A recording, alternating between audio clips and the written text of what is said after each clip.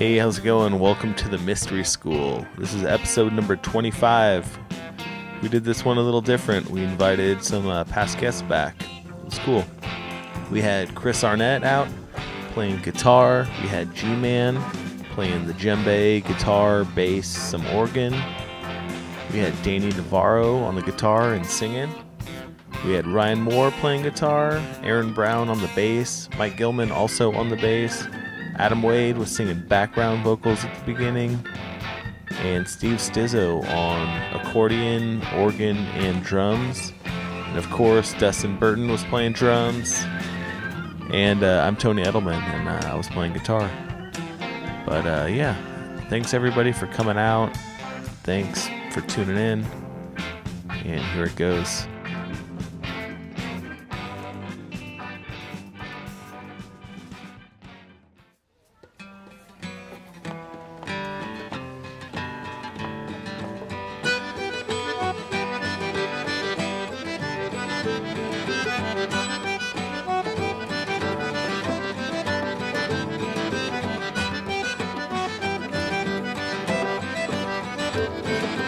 I laid out from Reno, I was trailed by 20 hounds. Didn't get to bed last night until the morning came around. Said I'll run but take my time. Friend of the devil is a friend of mine. I get home before daylight, just might get some sleep tonight. Ran into the devil and he loaned me 20 bills. Spent the night in Utah in a cave up in the hills. Said I'll run but take my time. A friend of the devil is a friend of mine. I get home before daylight, just might get some sleep tonight. I ran up to the levee, but the devil caught me there. Took my $20 bill and then it vanished in the air. Said I'll run but it take my time. Friend of the devil is a friend of mine. I get home before daylight, just might get some sleep tonight. Well, I got two reasons why I cry and wake each lonely night. First one's named Sweet Anne Marie, she's my heart's delight. Second one is prison baby, Tramp is on my trail. If she catches up with me, I'll spend my life in jail. Got a wife in Chino, got one in Cherokee.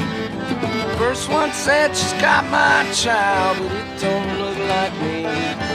Said I'll run it, but it take my time. A friend of the devil is a friend of mine. If I get home before daylight, just might get some sleep tonight.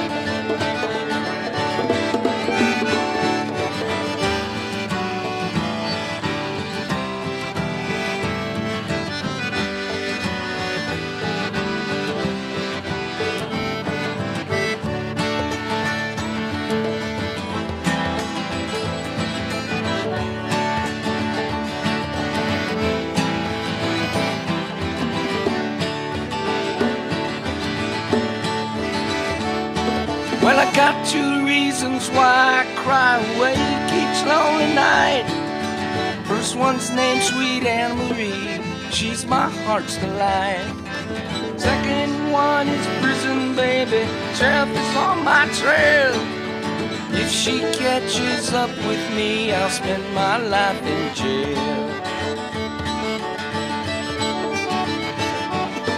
Got a wife in Chino, one in Cherokee. First one said she's got my child, but it don't look like me. Said I'll run it, but take my time. A friend of the devil is a friend of mine. I get home before daylight, just might get some sleep tonight. Well, my voice is shot from last night. Cool. Well, I tried to keep it in key. Oh, you were doing good. Nice job, man. Thanks. Get that bottom string and that other one for the knee, and you got it made. This is the 25th episode. Lay some good down if you want to be on it. Has this been recording the whole time? Mm-hmm. You just let it go for like hours? How long does it take to edit all this? Hours. Sometimes literally weeks.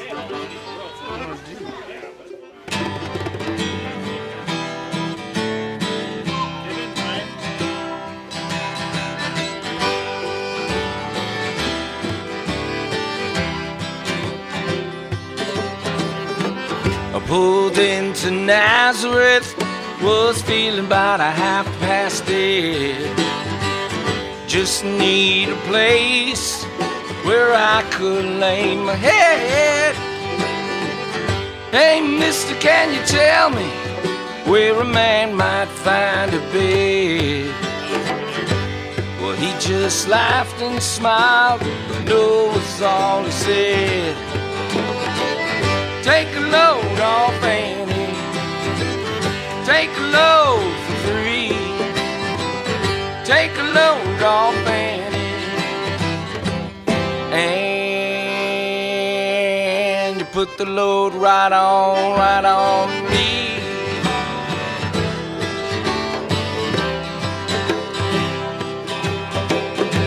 I picked up my things, went looking for a place to hide. And then I saw the devil and Carmen walking side by side. I said, hey Carmen, let's go for a walk downtown. He said, I gotta go, but my friends can stick around. Take a load off Annie, take a load for free.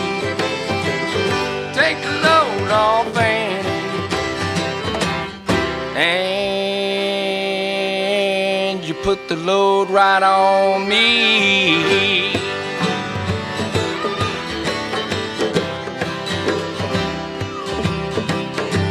We'll go down, Miss Moses, there's nothing more that you can't say.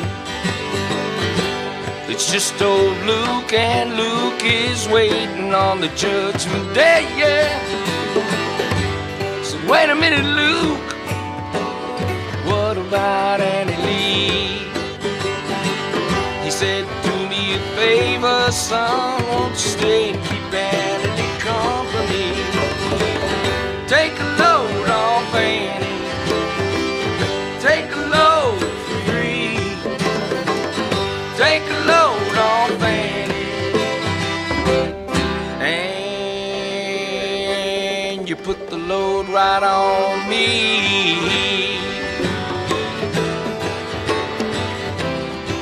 Go ahead, Steve.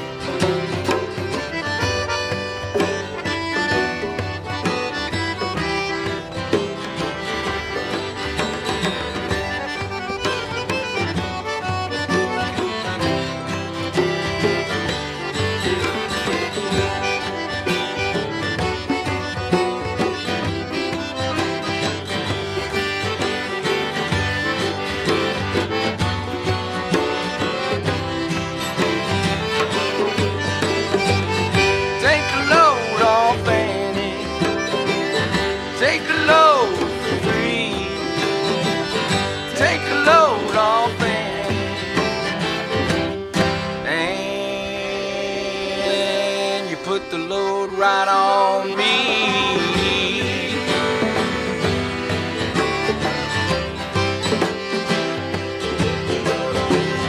Get your cannonball down, come and take me for a ride. My bag's sinking low, and I do believe it's time to get back to Miss Annie. She's the only one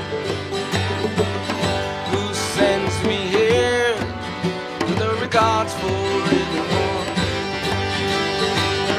Take a load off Annie, take a load for free. Take a load off Annie,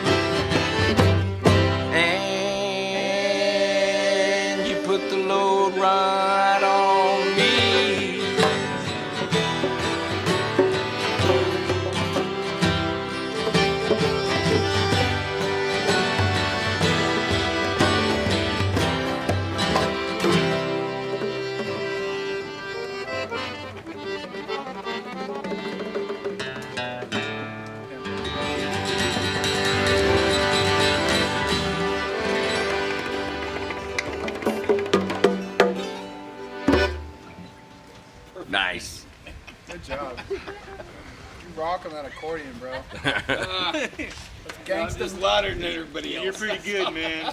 Hey, where I come from, those skills are called Gangsta Mac and Pimpin' Chillin'. There we go.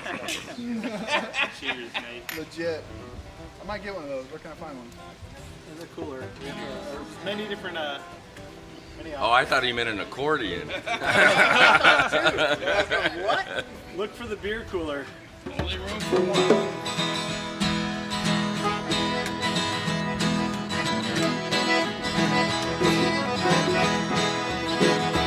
When you go down to Deep Ellum, better have yourself some fun. When your policeman comes, get on your run. Oh, sweet mama, daddy's got them Deep Ellum blues. Oh, sweet mama, daddy's got them Deep Ellum blues. When you go down to Deep Ellum, put your money in your shoes. Down in Deep Ellum, get those Deep Ellum blues. Oh, sweet mama, daddy's got them Deep Ellum blues.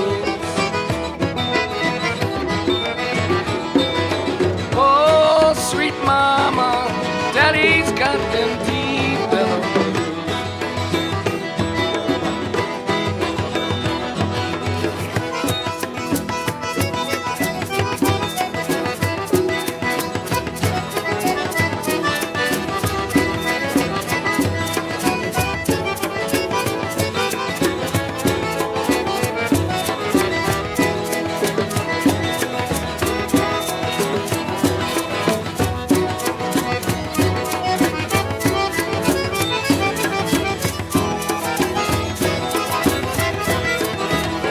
When you go down to Deep Ellum, better have yourself some fun. When the policeman comes, get on the run.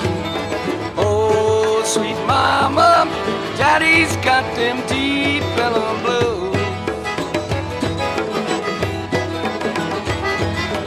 Oh, sweet mama, daddy's got them Deep Ellum blues. Now you.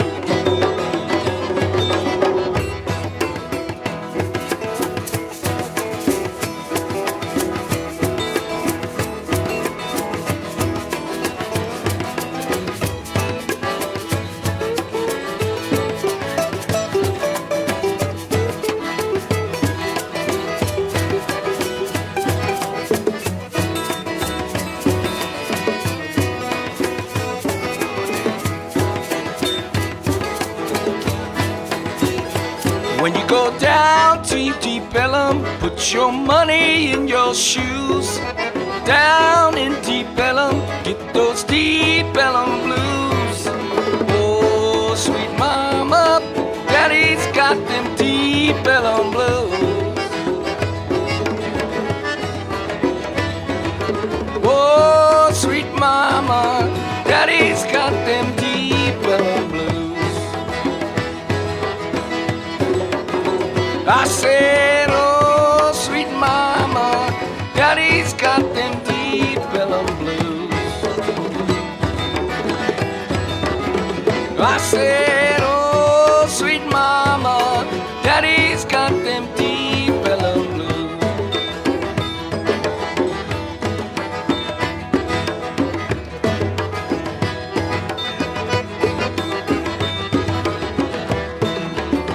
You get us out of this, Steve.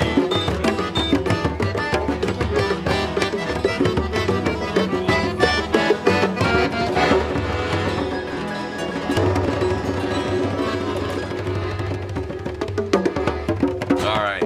Somebody else has got to sing. I can play the Indian and count it off. Doing good so far, man. Could be better.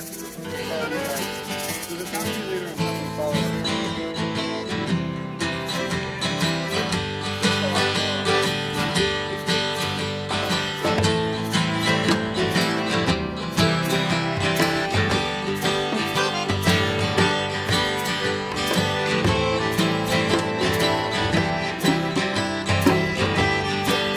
You remember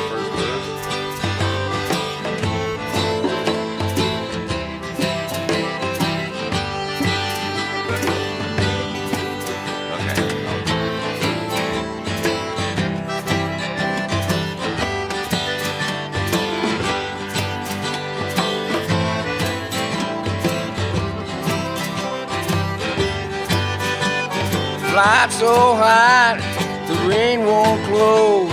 The railings cave, the railings froze. Get your mind off winter time, 'cause you ain't gone nowhere. Ooh-wee, ride me high. Tomorrow's the day my bride's gonna come. Oh no, we gonna fly down in the easy chair.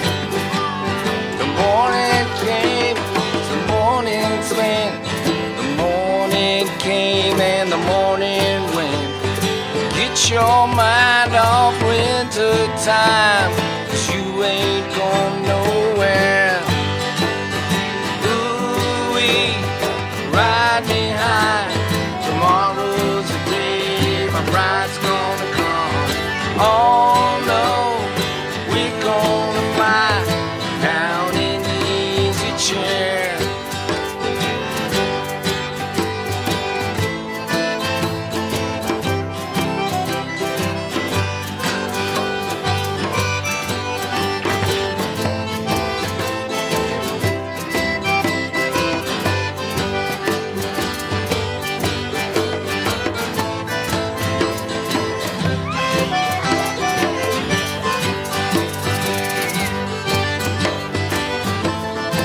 Remember the rest of the verses. On empty, left his sleep. Couldn't supply his men with sleep. We'll climb that mountain, no matter how steep, when we get to it. Ooh-wee, ride me high. Tomorrow's the day my bride's gonna come. Oh no, we gonna fly down in the easy chair. Take one, Tony.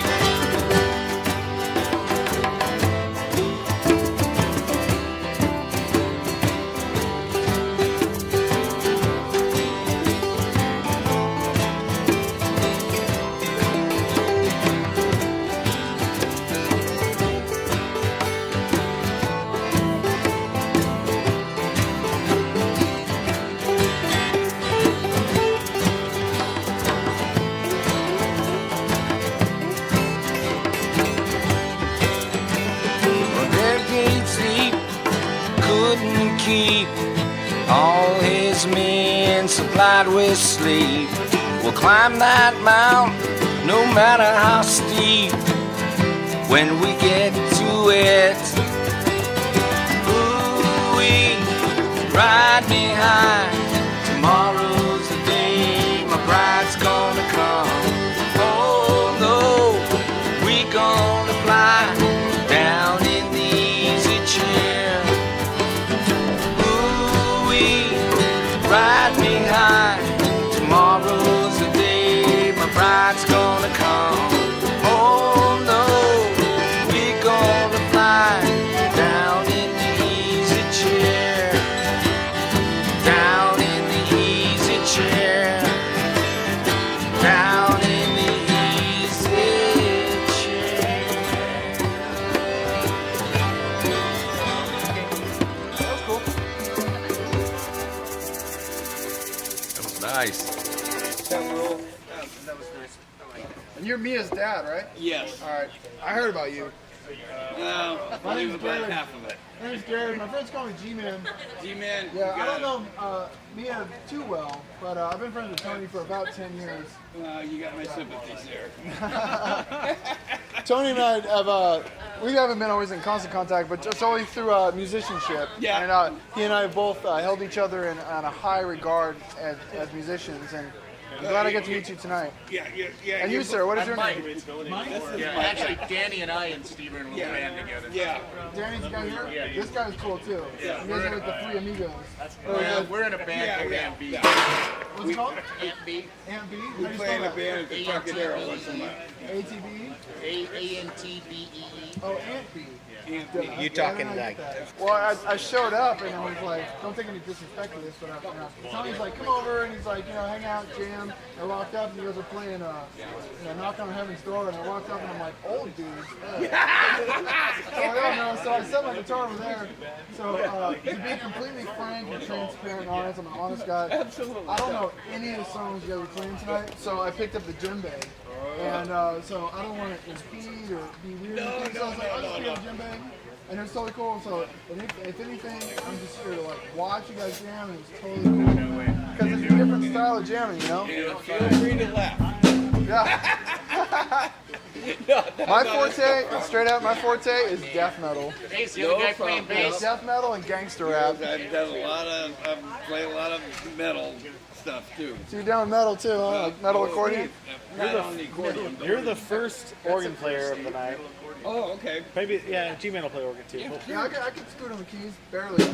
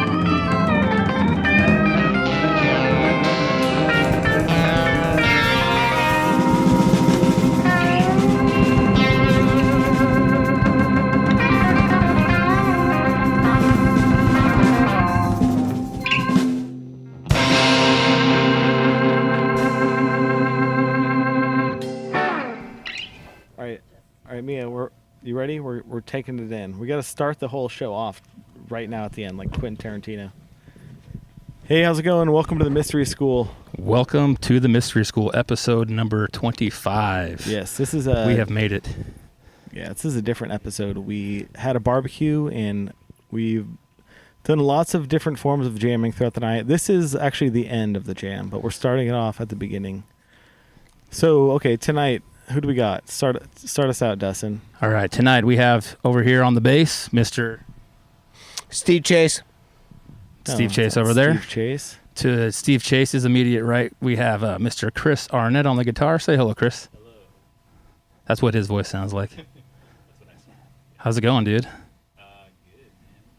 Yeah? man. Good. Feeling good? Post-jam? Yeah, good food, too. Good. Salad. Directly across the circle is Mr. Ryan Moore. Hello. On the guitar. Confirmed. Good Great day, food. mate. Nice job, Mia. Welcome Job back. on the peppers. And once again, we have the Gman. Yo, what up? Gman coming at you, kicking it. Yeah! What did you rock on tonight, Gman? I played the upside down guitar for a minute. Tony's guitar is actually a very well-placed guitar. And it was funny. I showed up and there was a bunch of old dudes here. And this one old dude, there were too many. I couldn't even keep track of all these old people running around. I feel like I went to like a zoo or museum. But respect to all them because they were my elders. I hope And they hear they that knew a bunch of because songs. So they you played really some well. old dude instruments? But Yeah, I besides did. that, I did. And no, hear me out. Like I already ran this joke by them and said, "Is it cool if I call you guys old guys?" And they all laughed and were like, "Okay, yes, young man, that's all good." And they were cool with it. So what did you And play with the old guys I tonight? asked the Jerry Garcia looking gentleman, "Can I play your bass?" And he was totally cool with it. And I played it, and it was a beautiful looking bass. It was a beautiful plain bass. And I played it very gently, and I handed it back to him. He was totally cool with it, and it was an awesome bass. So the question is, what did I play? I played a little bit of guitar. I played a little bit of bass. Forgot the question. And early in the day, I played a little bit of hand drum because when I showed up and I was like, old people, I'm ageist. Do you have a phobia of old people? I do. I kind of do, like... I do. My parents are you super might old, possibly so- have an issue with old people. My parents are old. Your parents are old. What's the problem with it? I don't get it. What's the problem with those guys? I don't know. Yeah, I feel like G-Man is being kind of offensive, insulting people who aren't even that old, calling them old people. Well, I personally thought the other musicians, yes, old people, as you say, were really, really good. I mean, No, they were awesome. I was very impressed. No, they were amazing. I think the reason why I feel a little bit defensive is that when I'm around these older musicians, it reminds me of how inexperienced I am. Because when I showed up to the jam, because when Tony set this up, Tony was like, "Yeah, just show up. You know, we're just gonna kick it." Because what I'm used to is just improvising. When I showed up, all these guys are like, I didn't know any of these songs. You know, so I showed up and like I was like, you know what? I just put my guitar down and like I got to show my respect. You know, so when I talk about old people this, old people that, you know, I joke around. You know, but ultimately I show respect. So after the jam was done, when the jam started, when the sun was still up, I, you know, picked up the hand drum. I kicked it. I didn't try to intrude or anything. I actually kicked it over by the barbecue for about an hour and let them do their thing.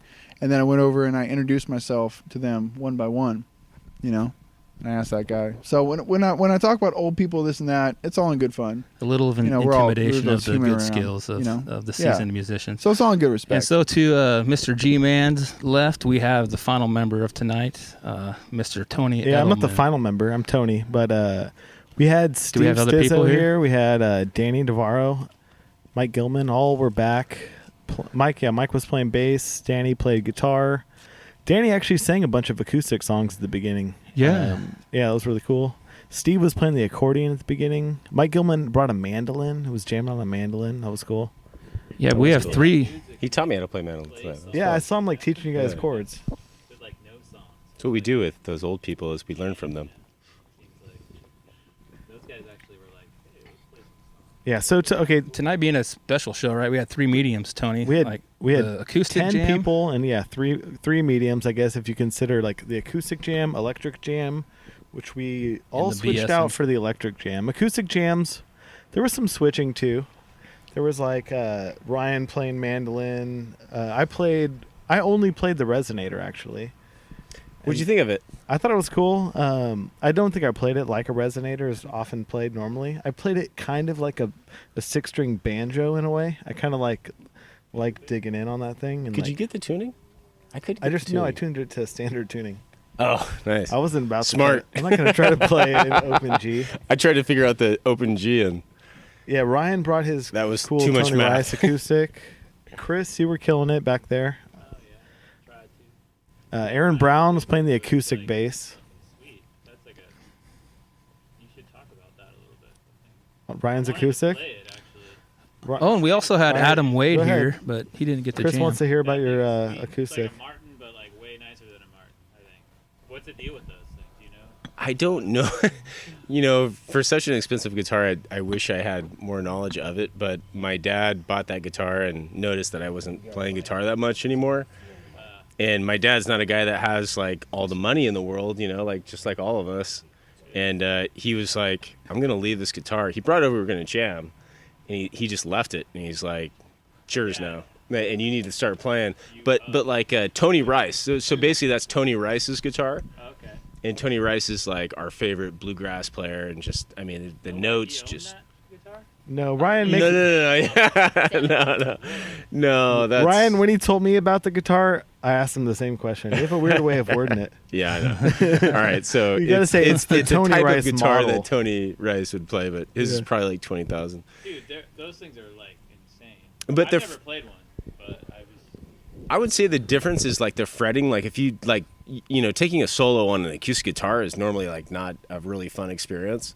And on that guitar, it really kind of it's sharp and it projects and it's kind of amp-like. Yeah. It's a good guitar. I'll have to play that one day. I know you get a chance, huh? Yeah, it's all good. That and we didn't switch our amps, and we have a whole lot of stuff. Chris and I kind of have an admiring gear selection. We're like looking at each other's shit, and we're like, "Whoa, I want that." That was the other Chris one I and wanted. Ryan have never met, but they have like the same gear. And we kind of play the same. Yeah. They both have like Fender Deluxes, Les Pauls, and like a bunch of pedals. Shit. Yeah. We both brought semi-hollow bodies, and then we both brought Les Pauls. And you both went to school in Chico. Some of the same pedals. Can't and do shit. wrong with the Les Paul. Yeah, you can't. You went to Chico too? Yeah, I went to Chico State. We got all right. You went Lots to of Chico people. You went to Chico State? Alumni in the house. Yeah, Chris and I were talking about that earlier. a lot of Chico State people here tonight. Alumni. It's pretty close. Half the people here. Yeah, half the people here. Mia and Heidi are here too. They don't have mics. We're just listening. You guys want to say something? Let's say hi, Heidi. Mia, do you want to say anything? All right. Yeah, it's kind of a special night. Besides being a super jam of 10 past guests, we have friends, family. Yeah, right? we had tonight. We got real Heidi life and Mia sausage fest. hanging out. Yeah, it was actually the first annual Mystery School Sausage Fest. We literally barbecued sausage. Talk about the bell peppers that got grilled. Those are delicious. Yeah, Those there's were some nice. grilled Yeah, shishito shishito peppers. Yeah. Those were delicious. Should we share the recipe? We're going from gear talk to cooking talk. I don't know. But what did you guys think about the jam again, the 25th episode, returning back again? I thought it was a pretty cool night. I was excited for this one. I always have a look back at and going, that was my favorite episode. So I think once again, I made it there and had my favorite episode. What do you guys think? I had a particularly good experience with the Mystery School podcast. That's when I first met Dustin, right? It was me and Shazak, and we came out here. It was like early December because I remember you guys had your Christmas tree set up, and when it sags, I had to like wash my hands. I always wash my hands before I jam. It's like a baptism. I always have to like wash my hands like I mean, Respect the equipment. You work throughout the day, you got oil on your fingers, especially if I'm using Tony's guitar, I was like, try to be respectful. So I went inside, and it was raining really hardcore that night. That was the first night that we actually had to podcast inside. It was pouring. It was pouring rain, like violent torrential downpour. And so, I brought Shazak because it was he brought it from Dean Hawkinson north, was supposed to come, but it was raining so I hard. heard about that. And he did like, I'm not leaving Sacramento. And you know what's funny is that Shazak told me that he's like, hey, I got a text from Tony, and he says we're here, and I was like, who's we? Because I thought we were just like, you mean Tony? And he's like, I don't know, we. He's like, Andrew's gonna be there. And like Shazak, like he just like made it up, and like he gave this expectation that Andrew Mundy is gonna be there. So the whole time I was like expecting Andrew Mundy, and I'm like, oh, it's this fool Dustin. And you got Dustin. But Andrew was never planned on being here.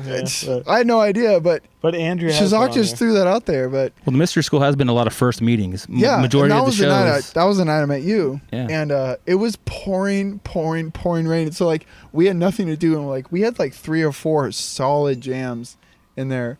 And same thing like tonight. I got Tony's guitar, I got someone else's bass. Just played upside down. Yeah, he's a lefty playing on right-handed gear. Yeah, lefty. That's what he means when he says upside down.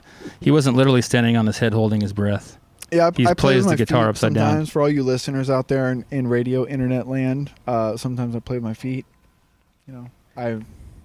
I definitely like have a lot of memories from that night because we were all crammed in at the end, sitting like in the back of the room. Yeah, we were huddled up, literally 4 chairs in the back corner next to the organ. I was up high on that tall chair, and you guys were all sitting around. You're a commanding It was a very leader. intimate episode. And I gave you guys those video games. I still have that. That's right. You gave out presents that night. And Tony, I never gave you a follow-up about that gift you gave me. You did tell me that you started playing chess again. Yeah, I started playing chess again, and I got really competitive about it. And so, funny story, when we did the podcast, when I showed up, Tony gave me a gift, and it was a video game of chess, and he kind of quizzed. Tell him what system it was for. I don't even remember. It was like before like Atari. It was like some weird computer system. It was like some weird like 16-bit system. But Tony, we have no idea what it goes to. It came in a box of reel-to-reel tapes that I bought at an estate sale. It was super weird. But Tony quizzed me and Shazak. So he had 2 games, and one was chess and one was like fantasy. And so he asked us a question about the universe, and he's like, well, if you have any questions about where the universe goes, which direction would you go, like left or right? And so I chose like the left direction. And it was like more logical on this and that. And Tony's like, good. I was hoping you would think that, so here's your gift. And he gave me the chess game. He gave Shazak some game, like some thing about like magic and dragons or something, like some bullshit game. Like Shazak didn't look too impressed with it. I have no memory of that question about the universe. It was funny, like you're like I hell thought about it, like you interrogated us about it. So bottom line is, I got the game and I thought about chess a lot, and I talked to my family a lot about it. I ended up getting, because I was like the first week of December, I ended up getting a Christmas present from a close family member of Nightmare Chess. And what Nightmare Chess is, because I told them that I expressed an interest after our conversation about chess. So what Nightmare Chess is it's a card game, kind of like Dungeons and Dragons. So you play a normal game of chess, so it's me versus you, and you get the pieces. And you have these deck of cards, and you play a card every round, and every card you play will change the mechanisms of the game. So one card you play will be like, okay, for this round your pawn can act like a queen, or for this round all the pieces move to the left one space. I get you. Yeah. So it was crazy. That is crazy. So the Mystery School inspired you to play murder chess. It did. Or nightmare chess. Nightmare chess. And it takes a game of chess like 3 hours to play. So that's my chess story. And thank you, Tony. It changed my life. Rainy Day Stories. Yeah. And thank you. I'll admit, I had no intentions of getting you back into chess that night. You got him hooked, man. You did. No, was it Christmas? Was it? No, you were just searching for Christmas, tape. but you went to some you went to an estate sale. Yeah, and you had this like reel-to-reel stuff, and like they just happened to be in the box. Yeah, and I had like nothing to do. I had nothing I could do with these things. Yeah. And then I was like, I'm gonna give these out. I was so pumped up. I was like, oh my god, Tony got me a gift. I was so pumped up. I still have that too. Yeah, it's cool. I think Tony. I mean, as much as I respect you and as much as I like you, I think that you and I come from very, very, very different musical backgrounds. You think? Yeah. You didn't think I was jiving with you? I mean, no. Well, I respect I have a like, microphone. musicians, You like, thought we were clashing hardcore? No, as musicians, I think we like enjoy each other's company He very didn't well. But think he was like my jiving area with of expertise lies in like death metal and gangster rap. Wow. Full laugh. That is a quite My the, area quite expertise the clash right there, lies in noodling. and not the clash. Like as Captain band. Han Solo, like cup of noodles. No, it's good, man. It's good. Tony, I do have a question for you about this sitar you have hanging up there. If I hold the mic up to you, will you talk while you work? What's the story about the sitar? Let's hold on a second. Okay. Tony's multitasking right now. I'm going to screw this up like I already almost did. Okay. This is probably going to get edited out. Yeah, probably. And there's going to be lots and lots of dead air, just like you're listening to NPR. There's no dead air on the mystery school because it's edited. NPR has more dead air than us. Okay, well, let's make it fun. I have a microphone. Introducing Aaron on the mic. Go. Introducing Steve Chase. How are you? My name is Steve Chase. I have a beer. Hi, Steve Chase. You like beer? I introduced myself. It's your turn. All right. So, Chris, what are your... I mean, how's it feel to be back? I enjoyed having you back, actually. I thought this was a cool show because, like, it was cool to like be able to step outside.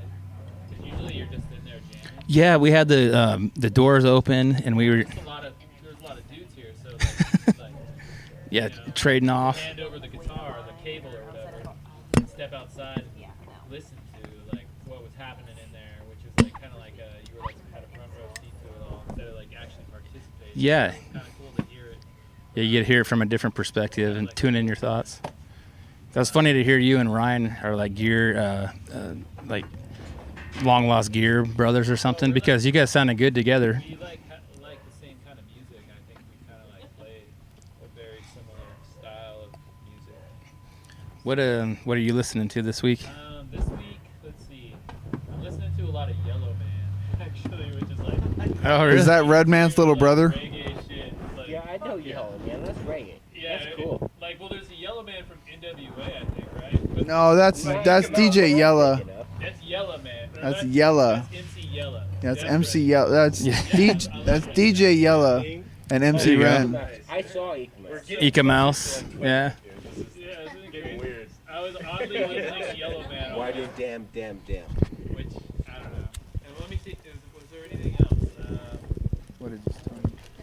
I've been kind of preparing for this show that I'm about to play, so I've been that what kinda, like playing all these cover songs. No, I don't know if I've really been listening to them, Is it, would it bother you if I but kind of spent like a here? preparing like folk songs that I'm be playing. So Okay. and a lot of them are all hacky. What if I discreetly put in here? Would that be easier? Right on, man. Prefer over here? Thanks for coming back. Yeah, it was fun, man. It was fun. Thanks, man. I think we've had well, we've had everything from a duo, just Tony and I, to, I mean, now tonight, 10 different people. We've had where there's 5 or 6 people in there, 2-3 guitars, and it's definitely a third period lesson in making room for everybody and, you know, trying to have everybody's voice in the room when you get that many musicians in there. Also, seasoned musicians that have a loud voice to say, that may be used to leading their respective groups. But I guess that's part of the exploration here on the Mystery School. It actually seemed like we didn't have enough time, even as much time as we had. Yeah, it's always tough to fit With, it in. with everything that many in. people, yeah. Like, Yeah, there's a lot of voices to be heard, and then Steve tidings played to be drums, had. that was We cool. had sausage, right, guys? Yeah, it's Sausage, interesting beer. You even mentioned that because we didn't even have Full-on really spread. vocalists. You know, like, it would be an interesting dynamic if we brought in a jam and we had like singers in there I too. don't think we had a live mic in there because we were like playing this Neil Young kind of vibe thing, and like I went over to like sing a lyric. And Oh, That's yeah. right. I forgot to turn the PA on. You could easily transition into that. Yeah, that's a good call. Like, Shoot. And I could see like rummaging up the balls to do it too. You're like, no, we're gonna do it. That's my bad because I did have that mic set up to go and I didn't turn it on. Hey, would you guys be Yeah. open? I was. I was ready to do it. And we never, I know, I prepped you and then I just blew it by not turning that mic on. Oh, well. It's funny because Neil Young's not like one of the. It is funny because Neil Young's not like one of the best singers in the world, but either am I. So you'd think like a Neil Young song, like I could tackle that, but it's like such a high pitch, like it almost makes it impossible. So you had some huge balls going after that one, and we had to transition too. So I saw it going, I'm like, yeah, he's gonna go for it right on. Yeah, Chris has the chops to do it. I kind of like have this. I have this crazy because I used to listen to Zeppelin all the time. So I used to be like trying to be my Robert Plant, I don't know, in the shower or something. So I practiced a lot on the falsetto, and then that just like segued right into Neil Young. I'm sure your neighbors appreciated that. I don't know. I can pull it off sort of. There's that dude singing falsetto in the shower again. Neil Young. I wake up every morning Call the to landlords. he's singing some Elton John. Hey, what I was thinking, guys. At least it wasn't Rod Stewart. Would you guys be open if we had a jam similar to what we had tonight, but instead of having like songs everybody knew that we all knew lyrics to, like if we brought in like a hip hop MC, so we had like bass, drums, guitar, and like keys, and we just had like an MC on the mic, and they just like freestyled over it. Would you guys be open to that? Would you mind if I rapped a little bit? Yeah, absolutely. That'd be awesome. Cool. All mind. That's great. We could all rap. I'd probably do it more like a Sublime style. I would love to do. Well, we did the amazing freestyle by Dean I'd rather Hawkinson. do it. We did some hip hop, and he freestyled. We did a Dean on, rap. Episode number 5. I would like to Dean do tore it up more on experimental hip hop if we're gonna do a live band thing. You know, So like some like Aesop rock kind of stuff. maybe, but yeah, like. But I would definitely. I've thought of doing it before. I just have never actually got an MC to come over and really do it. Like, sure, Prozac would do it if he was around. You know, one day. Like one day. There's a guy I named think we can Prozac. get him to like come around and do it. But He is your friend. yeah. Do you know any other guys? He has those happy beats. Yeah, I know a couple of people who would be interested in, but you got to get the right guy. You know, some people are like Mike Hoggs and like they don't understand musicianship. So what you Just got to bring do? 2 of the right guys that can rhyme off each other. Yeah, like if you get the right guy like on the mic, like people who can understand musicianship and they can understand cues, like Dustin, you're a drummer, like you know, you can get people who understand cues, like when I we're can jamming. freestyle like crazy, man. Well, when we're jamming, like we kind of run off cues, like in an open jam, we run off cues from the drummer. Like I'm a bass player by trade, you know, so like I look at the drummer and the drummer gives cues. You know, so the MC should get cues to know, like, okay, I'm gonna wrap this up, and this is the end of my verse and stuff. Yeah, you remind everybody where the 8th bar is, or where Exactly. Yeah, Exactly. You chop up the math for 'em. So that could be really fun. But I've had experimental jams like that where, you know, you get an MC in there and you just get them to do their thing and they get in the right mind state and it's magic. And then I get other guys and some people they just babble. Yeah. You know, so it's trouble. The dude waxing poetically who has no clue what the hell wax he's poetic, talking yeah. about. I'd be down to do some psychedelic hip hop. That's fun. I'm glad you mentioned Aesop Rock earlier because it's funny that you mentioned Aesop Rock, and I got a funny story about that. Dean Hawkinson played a show. It was him and Brian Jackson was playing keys, and they're at the Luna Cafe, and Dean Hawkinson was there, and he's on stage and he's like, "Hey, I need a beer. If anyone can buy me a beer right now, I will give them Bazooka Tooth for free." Wow. And I said, he's like, "Does anyone have Bazooka Tooth?" And he's like, "I'll give you a beer right now." And you can feel free to quote me on this because this is a true story. And I said, You've already said this on the first podcast. Yeah. "Did I? Yeah. Am I repeating myself?" Yeah. That's how I got Bazooka Tooth. Kudos to Dean. Everybody, if you didn't hear Gman's episode, You can hear the story again on the other podcast. All right, well, I'm repeating myself. I apologize. it's cool. But kudos to Dean and kudos to Bazooka Tooth because that was my introduction to Aesop Rock. Bazooka Tooth.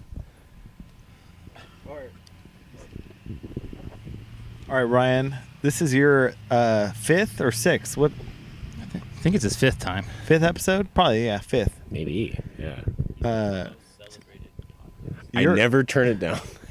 I live right there. You're like practically the third guy in the mystery school. I'm the silent third. Well, technically, that's like what, 1/4 1/5. of the, One-fifth, the right? group. I don't do math. 1/5 of, yeah. I just play guitar. You're and I don't 1/5 sing, of the show. And I don't write songs. But you sing on the guitar, hell yeah! You actually though are a good. You've been here 5 times, so you know the method. And you know how to like lead a jam. At first, it was funny.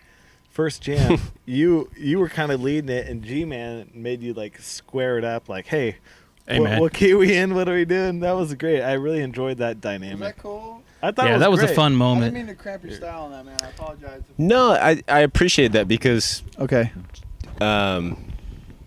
that's probably a song that in That was the metrics, right? That riff you're playing? meters, yeah. The meters. Yeah, I was kind of thinking on the way over here. I was like, what could everybody kind of just jive to? That was a cool riff, and I was I like, appreciate everybody that. could- But it was funky, and that was cool. But like we're all kind of going into it, and it was really upbeat and stuff. So I was thinking like if we're just gonna go into it and just kind of improvise, like let's go with something real simple, real straightforward. And E minor is like a real straightforward key, you know. But I was digging on what you were playing.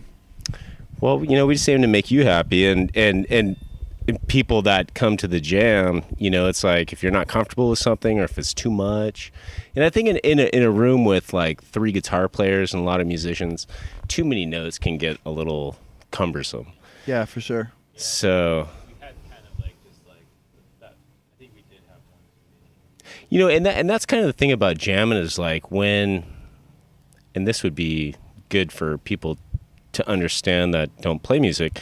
If you start something like that and you have a lot of notes and it gets, it's like the kind of etiquette, the musician etiquette of when someone comes in and when you layer your part. So like, the bass kind of rides in, then someone else rides in, layers something over the top, and then all those notes kind of fade away.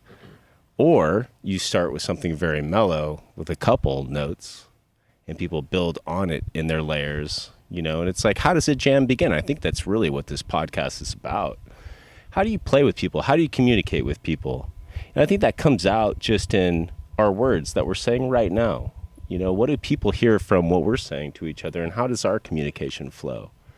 And a lot of times that's how the mind works, Respect. So, yeah, 3 guitar players. That's another realm to jump into. Right. And how do you mend that conversation? Because really, when you're playing music, you're getting to know someone. We had 3 guitars and an organ. Like that's 3. Like And it was like just chaos at the beginning. Anyways, I was like, "Is my shit even on?" Like, or oh, it was total I didn't chaos. test out my guitar, my rig, or anything. I just flipped it on. And it was like, fuck, I don't know what's going on. So it's kind of a weird dynamic, I think, because you're like, what the fuck are we gonna do? Like 3 guitar players. You don't know what. I mean, you I tell you, figure out what each other. it was We don't even have a. We're not even like, hey, let's play this. I mean, whatever. Like, I thoroughly enjoyed throwing all you guys into that because I gave you guys all guitars and I was like, I'm gonna have to dial in all these volumes at first. So I know, yeah, you just got 3 guitars, an organ, and a bass. Like, what are people supposed to do? I wrote out a few chord progressions people could have used if they wanted to. But you guys just get stuck like, I guess we go to the 1 and then we'll go to the 4 or the 5 or the fucking magic about it is that Dustin, it doesn't matter. Throw it at him. it just reminds me of Animal back there, like, huh? Give it. And he'll adjust, man. And like you just build shit up. I mean, with 3 guitar players, someone on organ and someone on bass, and you were holding it down, man. That's a lot of shit to hear. Thank you, dude. Dustin you did a great job. He's like, you can't get this guy to stop unless you tell him like, all right, it's over. Dustin will just like try to like bring, no matter what kind of hole you dig, Dustin's like, I can bring you out of this. He just like will keep going, like allow, like make a space to like come out of like the trenches, and then and then we're like, all right, we got to end it now. Well, I've had 25 classes of the mystery school, so I mean that's what we're trying to learn how to do. Like here, like we throw into random situations where we haven't even met each other's friends before. So literally, it's the first time meeting somebody, first time jamming with them, and then you have to sit back and go to school and like listen to what's going on in the room, like jump on points when you have, and like we've had the luxury, Tony and I, of listening back and doing this 25 times, so we know where like we could have held it out longer or jumped on the wrong point. So I mean this is fun to do, especially as a drummer, to throw 5 people around. This is conversational music. I've thought that this is kind of a rock version of jazz or something like that. It is. It's the merging of music and conversation. Like that's what we're exploring, how to talk to someone you just met musically, and then how to bullshit with them afterwards and get them to be honest about, what just happened in the room. I mean, My kind of. It's been fun. So Chris, all right. You were a little nervous at first about coming on because I had to ask you a few times. Oh, here? Yeah, remember the first time you came out? You were like the first when I first met you, you wanted to jam. I was like, you should come do the podcast. Like, maybe we could just like jam first. That was with Jeremy Ploak, right? Well, I hadn't played with like musicians in a while. But finally I got you like, yeah, I'll do it with the Jeremy episode, Yeah, I think that's like, I wanted to have somebody here that at least I knew, like, somewhat, because we were like just kind of like starting to get to know each other, I think.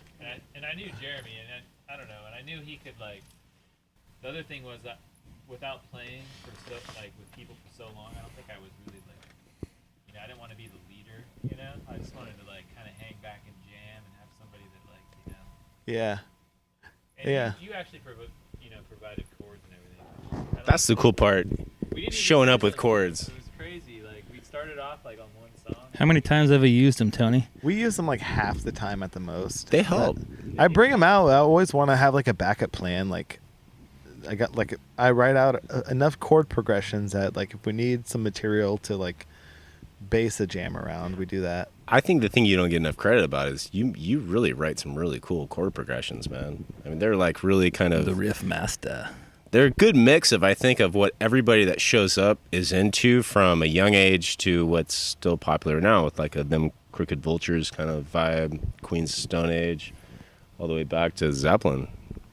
Well, I don't know. I think I'm getting enough credit for it. I mean, I'm nice. I'm saying that when we don't play them, when something else happens, you're like, shit, man. We just wasted 5 of Tony's killer progressions that we could have heard tonight.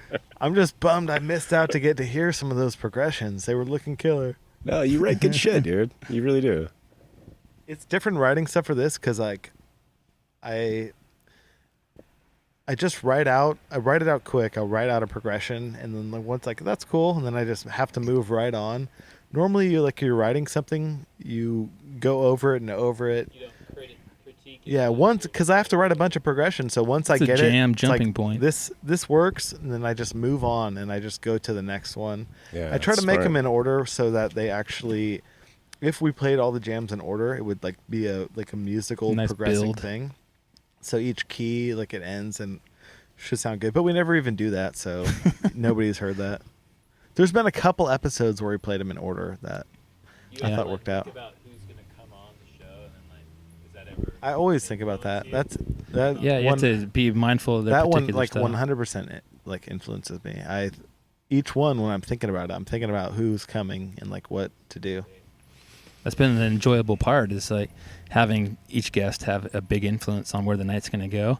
And we just try to sit back and go with them as far as they're willing to go. Yeah. And if there's ever any points where they want to get into the moment a little more and don't have anywhere else to go, we have the backup plan.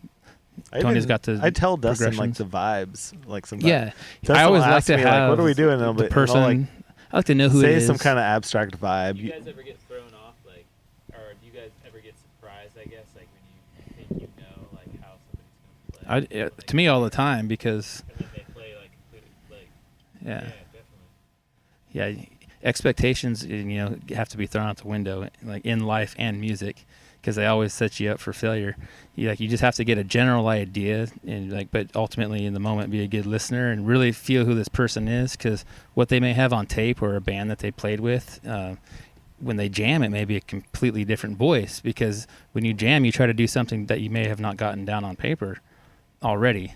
So it's like getting a free expression of like other ideas. So yeah, you do have to be mindful of not putting anybody in a box before like they play, and then just like letting a night progress, and like always being open to it not being a box, and like try to draw people out of it. Like we always try to stay off the blues crutch. It's a good point to go back to, like the progressions you wrote down, but you want to expand those. I don't always try to stay off it, but Dustin is pretty opposed to it. I like to pull people out of like what they're doing too, or take it further. Like if they're jamming, so like I don't want to put them in a box, and I don't want them to like stay in their box. So too, how do you do that? So you've vocalized that you don't like getting back in that bluesy box, which is. I don't say and I've always told you that the reason why I love jamming with you is that you push me to get out of that box and like do some weird, time signatures and stuff. Yeah, I want progressive blues, if anything. Like, so if someone starts playing like blues, what are you going to do to get them out of it and like pump them up? I mean, I'm sure there's different variables. I don't know. Maybe throw their progressions off completely, like when they want to like. How it's the change at each 1-4-5, and like maybe the turnaround, you hold on to the turnaround and pull somebody into doing a lead on the turnaround, and the turnaround now becomes the main part of it, Nice. And then so it's funny. It's like then that goes into another jam. Conspiring. You try to pull, but you can always bring it back as a jumping point. Who are you working for? He's like conspiring. What did you do to me? Dustin's like, we can allow a certain amount of bluesiness, but we're not going into a straight 1-4-5 blues. Yeah. I guess the only agenda I have is like to try to keep something fresh. Like that's how I write songs or a jam. It's like if it's doing something for too long, it becomes stale, and like maybe you need to drone on something for a long time and it feels good. But if everybody in the room is a participant, but you start see somebody uncomfortable, it's like, all right, move it along, do something that hasn't been done next. Where should this go to? You can always bring it back to it if it felt better than that idea you had in your head. Go, oh, whoops, that wasn't the feel. That person really was. He was just zoning out for a second. He wants to stay in that groove. But yeah, do something what hasn't been done before. I don't like a song verse chorus. It should start. It should go for 11 minutes, and it should build the entire damn time. Maybe bring back some previous jumping points as like the foreshadowing, but it should just build and grow into the next track. That's what jamming is. It's real. Can I add on to what you're saying? Go ahead, Gman. So I feel exactly what you're saying, dude. And sometimes I feel like you get caught into the jam, and it's kind of like how Ukrainian fools are hella into trance music, and it's just like the same thing. Like, about trance, like sometimes it's good, like sometimes you can run on the same chord progression, run the same jam, like you have like the drone going on and on and on, but at a certain point it gets hypnotic. It gets hypnotic, and sometimes that's a good thing, but sometimes it gets really boring and really stale, and it gets sloppy. So how do you break out of that? And like sometimes it's a matter of trying to like giving little peak expectations, like little peak conversational like expectations, like it's a build, yeah. And like as a drummer, like I really rely on the drummer, like, okay, what kind of feel are you gonna give? And like especially like it's easy when you're in like doing like a 12-bar blues progression or like a loose blues progression, you can kind of feel like, okay, here's the turnaround, here's the 4/4, this is where it comes around. But sometimes it's really hard to break out of that drone progression, and sometimes it takes something really radical. And sometimes it works, sometimes it doesn't. Sometimes you'll get someone to just drop something really radical, something outside of the key, and it confuses people, and everyone like looks around like, who's fucking up? Like, who's doing the wrong thing? But sometimes it really works like magic, and like clicks in, and you can just really change directions like a fork in the road, and make the jam into a new conversational direction. Yeah. You feel different times in the jam, like there's times where you feel people are following along with your what you're doing, because I feel like sometimes we're in there playing, and you can tell like you're leading the way, right? You feel that sometimes I feel like I lead, sometimes I hold back and I try to listen and I try to follow, like when you're doing a solo, for sure. But then there's times where it gets kind of the riff is yours. There's times where we're in feel is between like yours. parts, and everyone's kind of trying to figure out their thing, and then you can tell people like follow. Yeah, and that's what along I'm with, looking like, your for as part. the drummer. Like they're figuring out the parts. Somebody figures out the thing, and it's stronger than the next, and they've got Yeah. it clean. And then that's where the rhythm section. So for you, needs to is jump it on. up to you personally? Like when you're in the jam and you see like if it was you, me, and Tony, and like we're just like jamming, are you just kind of holding it down and just waiting for someone to make a decision on a direction when it gets really loose and open ended? Yeah. So there's times when like that. At least for here at the Mystery School, you got to come in. It's like our show, so we have a direction. Mhm. And like, but yeah, you wait for somebody you guys are noodling it out or having a conversation. You hear whose voice is the strongest, and then you jump on it. But also with like it, you wanting to play something that sounds good to you because you're biased. You start to pull out of them a new element. That's what jamming is like you pull out of each other. You come to a compromise, through your collaboration For sure. on two different points of view on the same piece. You come to like one perspective on it. So I try to pull it to its optimum peak, with maybe what I think sounds good. They're doing what they think sounds good. I tell Tony when he plays the bass, he sounds like Chris Squire from Yes, and he's like, "Oh no, I'm doing a Wilco thing," and like, "Oh, that was a King Crimson jam," and another person's going, "No, that was like, Zappa or this," and you're like, "Wow, okay," but you merge the worlds on a compromise. That's Cool. kind of what collaboration bands or jamming is a cool exploration of. Cool. Yeah, that's what's up, dude. That's legit. Yeah. That's legit. It's a heavy load. You have to be brave to jam. Some people can do it, some people can't. You have to be brave to have a voice and have a conversation and like, hang out.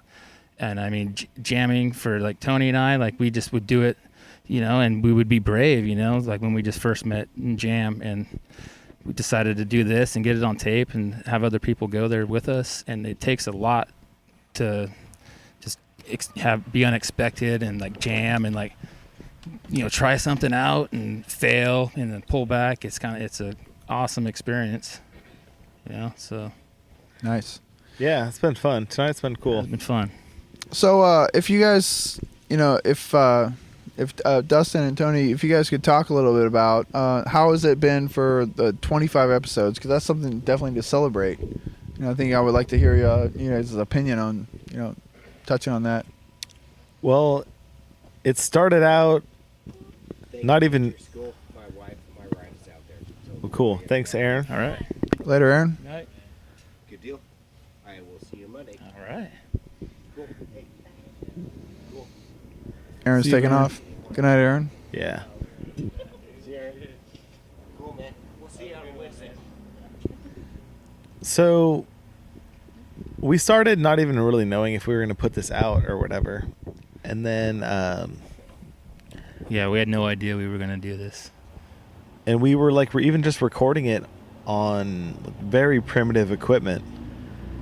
But From the day we met, we recorded everything. But we had the idea to talk and then play music, so people could kind of it seems so out of context if you would just hear a jam without people talking and knowing that there's just people getting together to jam. If you don't know that and you listen to it, you're like, this is just some sloppy band or something like that. Right. But so I felt like this was a way to talk about it first, and then people would know that people are just going in there to play music, explore new territory. We don't even know exactly the style or how everyone's going to be playing. Random people. Yeah, and that's one thing that I really appreciate about the Mystery School is I talked to a couple of people about, when Tony reached out to me and invited me over for tonight, I told a couple of people what are you doing on Saturday night? I said, I'm going to my buddy's place, he's got his podcast, and you don't really know who you're going to meet with, and you're just going to have this jam, and sometimes I just meet some new friends, and I don't know what we're going to do. We're going to plug in, and we're not going to talk about it, and we're just going to jam and then talk and then jam and then talk, and it's like an adventure. It's like a mystery, and that's the beautiful thing about this podcast. Yeah, we just always talked about some interesting stuff. Musicians, before you play, you talk about your own little things or what's going on in the week. And kind of get to know each other. Yeah, and we talk about the universe, or you get to know each other. Mm-hmm. And we thought that would be a cool element to have on tape and vocalize also too, just to get on tape once again, Mm-hmm. what you were thinking after the jam. A lot of those thoughts are forgotten. You don't get to record a lot of jams or what people think about it after a jam or some of the deep conversations musicians have. So we've talked about music, we've talked about gear, we've talked about aliens, different dimensions, just weird, whatever we're reading and going through that week or listening to, we get to get it down and the listeners get to be a fly on the wall into the world of jamming. And we are trying to just explore like what jamming is. How do you do it? Maybe a roadmap to people that want to do it and get the bravery to do it. Totally. And, sometimes it could be a really epic jam. You could put something, or a good conversation, you can put it down on tape. And, Tony's got the posterity. He's got the equipment. We can record it. And this could be a conversation or any of these 25 episodes we can look back on 10 years from now. We save it on a computer. We show our children and inspire There's been them. some fun moments. Yeah. I know it's gonna be probably weird listening back to one of these in like 10 years. Could you imagine what you're gonna think? You're gonna be really insecure about whatever everything you said. I'm gonna feel really check this out. I'm gonna feel really insecure about telling this story about Dean giving me Bazooka Tooth twice. I'm gonna feel really embarrassed about be like, I already told that story. So I apologize to my future self 10 years from now. Let's get Chris on the mic. We haven't heard much from him. What's up, Chris? Even on the first episode, people are packing up. They're loading material. Say that much. I was helping out with my buddy get his guitar gear. Dude, All right, later, Ryan. Yeah, man. Hey Ryan, it was great jamming with you tonight, man. Hey, you want to say I'll something? shake this guy. Say something before you go. Check 1, check 2. Oh yeah. Yeah, straight up real, y'all. That was real. It was fun to get together with everybody that you hear but you haven't played with, and Chris, being my twin, probably good that we got together at some point. Yeah. Nice to meet you, man. Gear brothers. Gman. Right. Thanks, man. Yeah, Respect. You too. Much respect. No, I just fucking sweet watching you play the guitar upside down, That was left-handed. insane. That was incredible. It was funny. I was talking Yeah, to that Chris was earlier tonight. incredible. Can I say it here? It was funny. I was talking to Chris earlier tonight, and I warned him about it. Nobody warned me. It was Sorry, I didn't mean to. I was I like, thought what's you he were gonna doing? play bass that way. I didn't know you were I gonna be didn't mean to ripping until like leads. halfway through the night. Yeah, good thing I started. And then you told us what you were doing. Yeah. You probably know how to do that, yeah. Great to Let's meet do you. that. Great to meet you. Great You playing. too, man. I had a good time. All right, guys. Yeah, Thanks for cool, coming, Ryan. man. Thanks. It was fun. Good night. The Lone Soldier. How goes it, Moses? Oh, hey, hook a brother up. Yeah. Oh, look at that. Thank you. All the chords. I'm picky. Need to hydrate. Any last words, Chris? I just thought it was cool to get to play with Steve, Mr. Stizzo. your lady's dad. He was the shit. Yeah, Later, Ryan. he was fun to play with, and Yeah, really talented. the guy is incredibly talented. So I mean, yeah, that was like I was kind of thinking like, whoa, like, am I gonna be able to like play with this dude? Because like, I don't know. He's a pro, and You guys pros got help. into some cool parts. We had some cool Yeah, shit going. they make Yeah. everybody step their game up. Yeah, it was cool putting Mike Gillman, Chris, Ryan, and Steve all at the same time.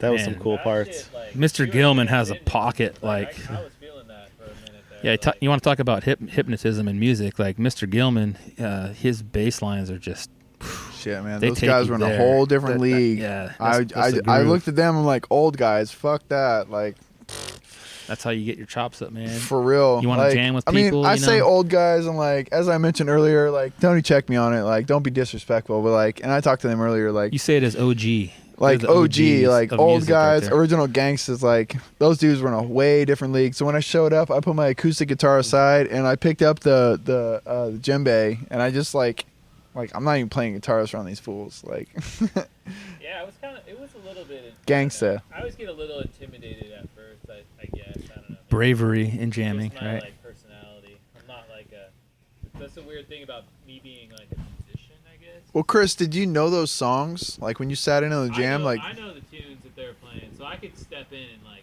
Oh, okay. So you already knew the it wasn't chords. Like I knew them off the top of my head, but like. You're pretty familiar with them. Yeah, I did know. Tony, you know those songs? I do know. I know of those songs, but like they're songs I've never like really played much. Yeah. The Wait is actually a shame I like haven't played The Wait more, but. I know it was like a band, like some. I think. But also that was a different key, right? I mean that. Yeah. That's the other thing. We're like he went into it in a different key that I've never played it in. So you're kind of like trying to relearn it. See, that's what's crazy. That's why I remember The Rock back in the day. You like shut your mouth, know your role.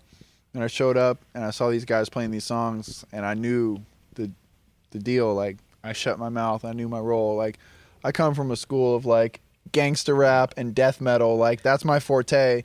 And I consider myself a pretty good musician, but when I rolled up, these fools are playing shit that I have no idea what they're talking about. So I'm not going to be an asshole and just roll up and just pick up my guitar and just noodle over these guys. Like clearly these guys know what they're doing and they know what's going on. You walked in, you didn't. You're like, I don't know what. I said, "Fuck that!" I just hung out by the barbecue. I said, Chris, you nailed it. You were playing hella good though tonight. Yeah. Kudos to you, Chris. Like I was playing Kudos. that resonator, like in a non-traditional style of playing like that, but everybody up on the acoustic jam. Like I wasn't trying to like take any leads or anything. yeah, and then Kind of like let Steve do his thing, and it was cool. Like it was almost like just kind of hanging out and like watching him like just be a fucking musical genius, basically. just wail on that accordion. That was cool. Like I'll sit back here and strum some chords, no problem. Yeah. Oh, that dude on the accordion? Yeah, that's Steve. I told him, I was like, where I come from, I was like, your style, you know what it's called? And he looked at me, like he looked me right in the eyes, he was like, what's it called? I was like, where I come from, it's called pimpin', mackin', gangsta, chillin'. Yeah, that's right. And he all laughed and he's like, I was right that's there. what they call me. You saw that? I was a That witness. was hella funny. I was in between. Oh, that's funny. He's like, if that's what you call it, that's cool with me. Yeah. Oh, that was awesome. Those accordion solos. Oh man, like I don't even understand, like, because you have the keys and it looks like a piano, but you also have the buttons and that harmonizes. You have like thirds, fifths, octaves. Now, those on the play buttons. You gotta produce the sound too. Like it's like you're getting like a. It's like a pedal organ. Yeah, you also got to pump it right too. Yeah. Yeah, it's you're Straight Urkel status, son. Yeah, man. Well, he's a drummer, so it's kind of like physical, just like that. Oh yeah, we jammed with him earlier. I think the first jam we did, he was on the drums, and that fool was a pimp on the drums Yeah. too. He's good. Thank you. Yeah, Dustin's sick on the drums. You always have the energy, man. It's great. Like Yeah. it keeps everybody going. You know, even like when we're like trying to fumble for an idea, maybe like I don't know. I embrace it. You know. Well, like I feel like you can take a breath. Some people, some drummers, you kind of like, you need to take a quick break for a second and regroup, and then they stop too. Yeah. But like Dustin isn't stopping unless you give him the cue. Yeah. He'll like look keep at it me if you going. want to wind it down, and yeah. He'll like, he'll see you back out, and he'll just keep it going, do his thing, and then you like, all right, I'm ready to come back in with I was something. actually just like when I wasn't playing for a minute, I was just kind of watching Dustin just like go off. It was actually really awesome. Like it was, Yeah, he's cool. He digs on cues because there was a couple times tonight where like I looked at Dustin and I give a nod and like you remember that earlier? Yeah. Like I made eye when I was On sitting the on the organ, I made eye contact with you and I was like, look at me, and like we made eye contact and I was like, I'm watching you. Yeah, you you're know? matching my hi hat. Yep, and I was like, I'm watching you. So we locked in and I was dialing into what you were doing. You know. I wonder Cool. if like a drummer, I mean, it must be kind of like the same musician, like the same feeling that like maybe, because it seems like drummers are always like kind of like thinking and like they're like putting things in order and shit, if you will, like, and like guitarists sometimes we just like our heads just go up in the clouds, but I wonder if we like achieve the same kind of feelings, like It's like, the playing our balance. instruments. Yeah. Like at times my head is just like I don't even know what I'm thinking about. I just kind of detach and just like play, you know? Like, Yeah. do you guys do that? Same thing. Yeah, that's Yeah. that's what the jam's all about. Yeah, Yeah. detaching and it's just coming It from you. seems like it's such a technical instrument, though, because you're keeping such perfect time and shit. Like it's like it just seems like it's a heady instrument to play, kind of. Yeah. Do you feel like you're thinking about it a lot, or like? Or There's points where, like, if you build a muscle memory, you can go into the typical groove, and there's lots of cues if you get used to it of like feeling or a pattern. But yeah, I'm always thinking in patterns and math. like you're like doing all sorts of shit. Yeah, I like builds like formulas, ratios. Like I think of it as mathematically, like bars, and like the cloudy thoughts of the guitar players. They have their place, and then I'm trying to do a formula to bring that into the. Yeah, to the bass line, playing in the pocket, doing the groove, and then, the drums is the moderator of that. And you gotta think a little bit, but like I feel like we're not held to the same like time, obviously, because we're not like driving the song and keeping the song's time as much. I feel like your job is like as a drummer. I mean, you have to be on all the time. You can't fuck up. It's a different job than a guitar. It's a totally different job. Yeah. I don't know where I'm going with this, but I think it's kind of interesting, and I wonder because I know I reached a point in there where like I was just feeling it, man, and just like kind of like that's the whole goal for me as a musician is feel something. Feel like I don't know, man. Like I think you can transcend something. Like you can just like kind of put you in like a form of meditation or something like that. And, like that's what I always try to achieve when I play, but I don't always get there. Yeah, it's kind of it's like you're doing what you're trying to do, right? Is kind of the feeling I'm playing what I'm playing what I want to play, and it's actually working out. Yeah. Which like oftentimes playing music it doesn't work that way, but when you get with the drummer in a band, somehow it makes that easier.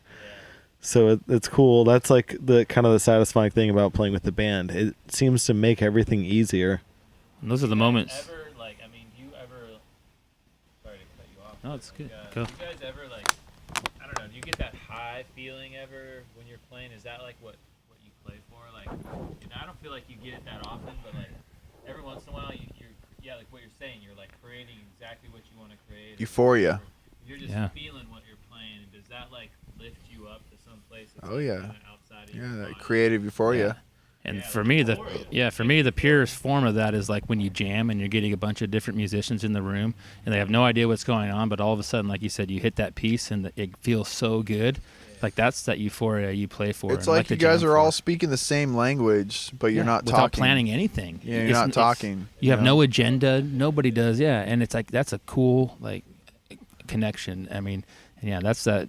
At that euphoria point, you feel. At that point, that's when you reach that transcending moment. That's when the players become the instruments, and the guitar, bass, drums. That those are the tools. The instruments become the players. Yeah, you're just you're just channeling in. Yeah, you're the music through you. That's the energy that's going through, and the people become the instruments, and the instruments become the tools.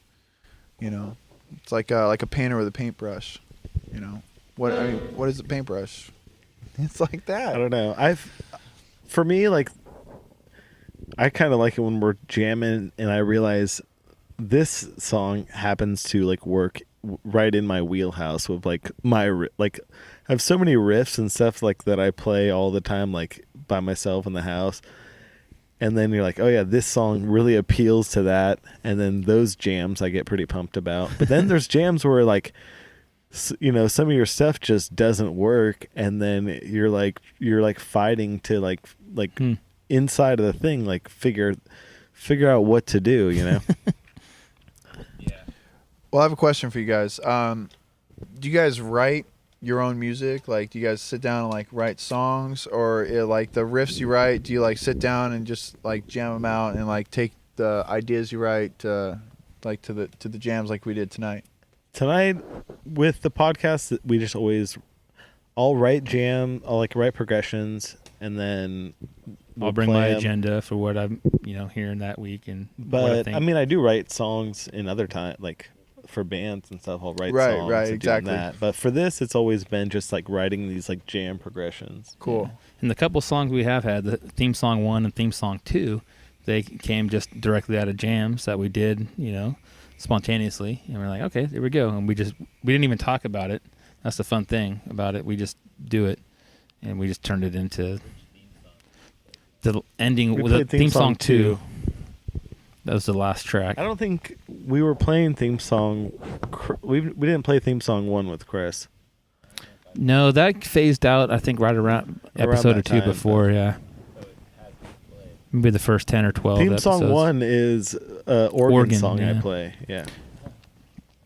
Yeah, and it just came on one night. I mean, yeah, that's what jams should be.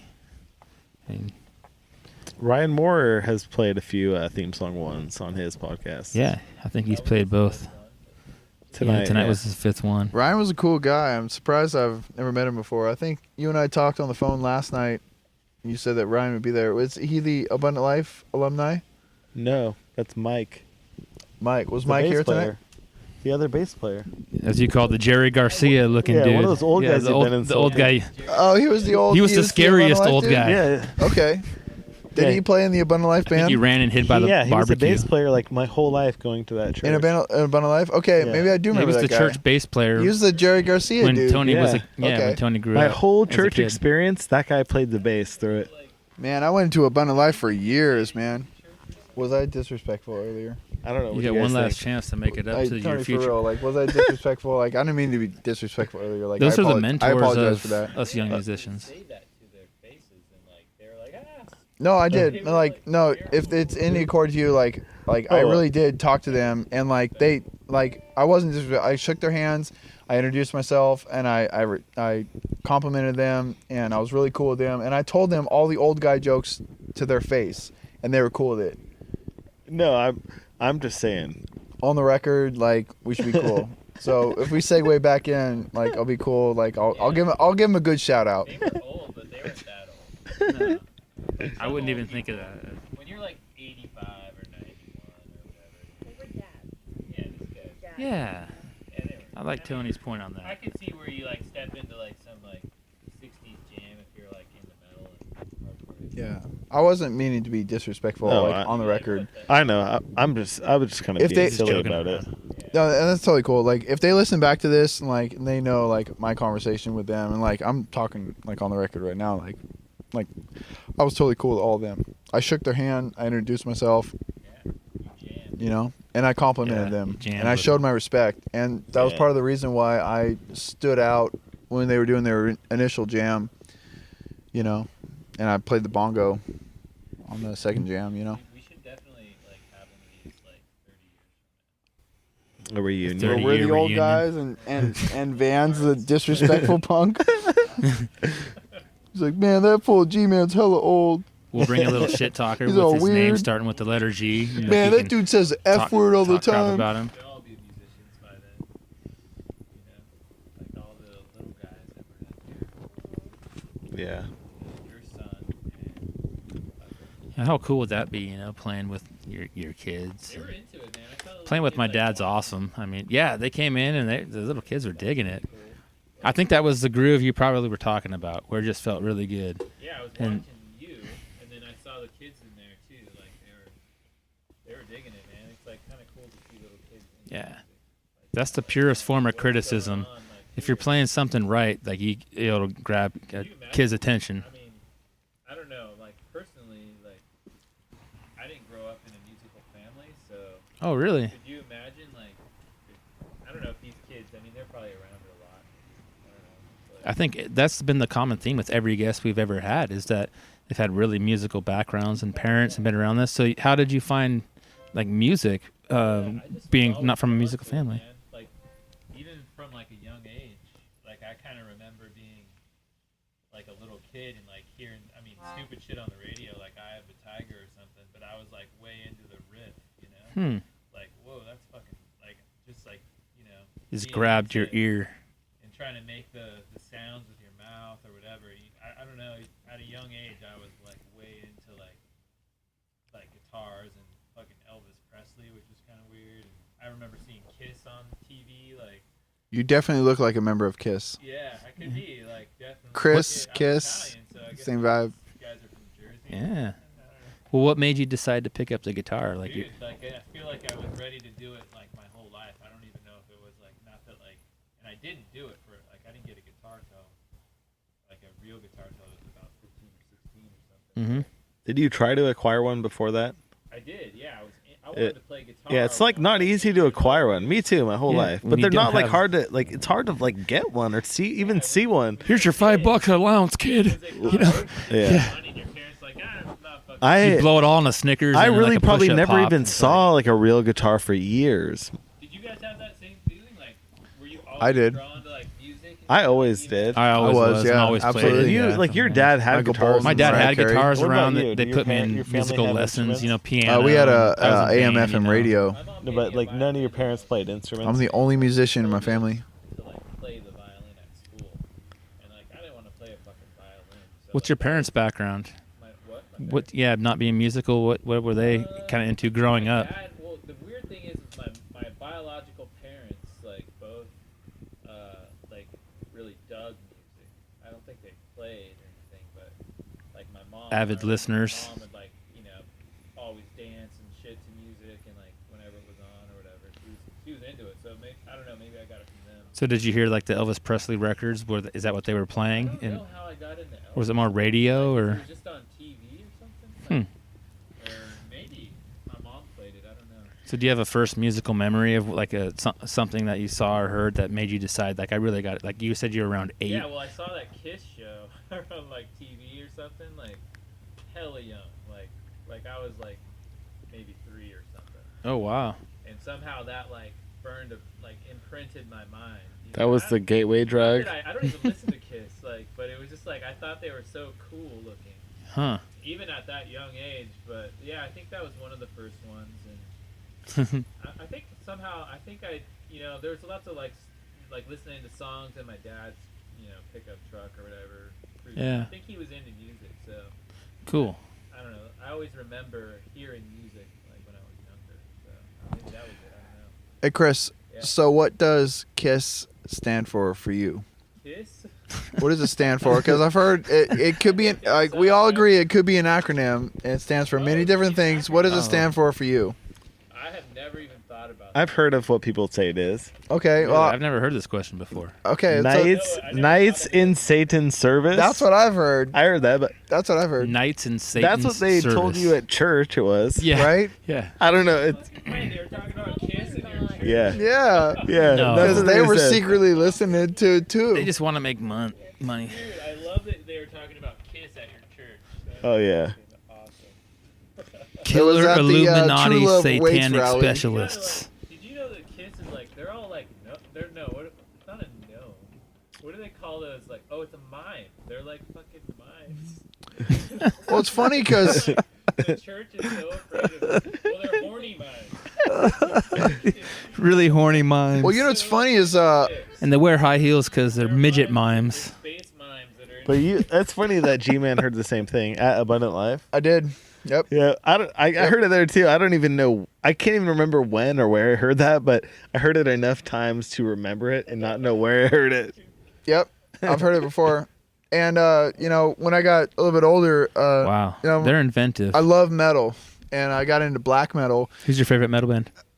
Slayer. Slayer is also an acronym for Satan laughs as you eternally rot. Is that for a church thing again? No, that's actually lyrics from their first album. Wow. I think it's from Hell Awaits. That's But deep it stuff. stands for Slayer does stand for Satan laughs as you eternally rot. But later on in metal history, My name is Beelzebub.